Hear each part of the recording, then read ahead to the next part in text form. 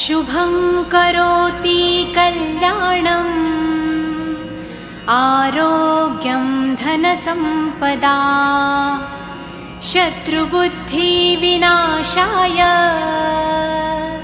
दीपज्योति नमोऽस्तुते। दिव्या दिव्या रे दीपत्कार कानी कुंडलमोतीहार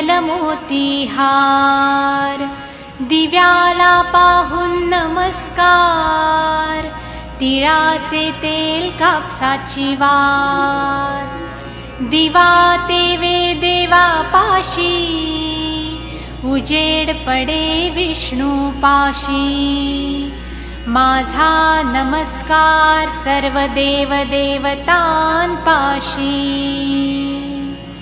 ये ग लक्ष्मी बैस ग बाजे माझं घर तुला साजे घरातली इडापिडा बाहेर जाऊ दे बाहेरची लक्ष्मी घरात येऊ दे घरच्या सर्वांना उदंड आयुष्य सुख समाधान शांती लाभू दे।